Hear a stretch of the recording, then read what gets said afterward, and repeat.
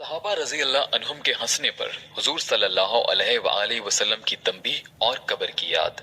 नबी अकरम सल्लल्लाहु अलैहि वसल्लम एक मर्तबा नमाज के लिए तशरीफ लाए तो एक जमात को देखा कि वो खिलखिलाकर हंस रही थी और हंसी की वजह से दांत खिल रहे थे।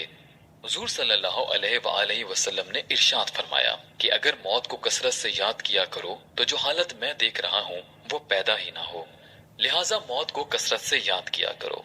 कब्र पर कोई दिन ऐसा नहीं गुजरता जिसमें वो ये आवाज ना देती हो कि मैं बेगानगी का घर हूँ, तन्हाई का घर हूँ, मट्टी का घर हूँ, कीड़ों का घर हूँ।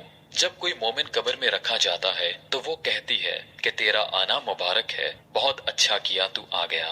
जितने आदमी जमीन पर चलते थे तू उन सब में मुझे ज्यादा पसंद था। आज जब तू मेरे पास आया है तो मेरे बेहतरीन सुलूक को देखेगा। उसके बाद वो कब्र जहाँ तक मुर्दे की नजर पहुंच सके वहां तक वसी हो जाती है और एक दरवाजा उसमें जन्नत का खुल जाता है जिससे वहां की हवा और खुशबुएं उसको आती रहती हैं। और जब कोई बदकिरदार कब्र में रखा जाता है तो वो यही कहती है कि तेरा आना नामुबारक है, बुरा किया जो तू आया। जमीन पर जितने आदमी चलते थे उन सब में तुझी से मुझे ज्यादा नफरत थी। आज जब तू मेरे हवाले हुआ है तो मेरे बर्ताव को भी देख लेगा। उसके बाद वो इस तरह से उसको दबाती है कि पसलियां आपस में एक दूसरे में घुस जाती हैं और 70 अजदहे उस पर ऐसे मुसल्लत हो जाते हैं कि अगर एक भी जमीन पर फूंकार मारे तो उसके असर से जमीन पर घास तक बाकी ना रहे।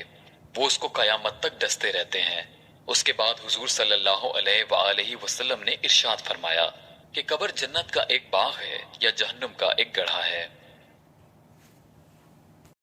फायदा, अल्लाह का खौफ बड़ी जरूरी और अहम चीज है।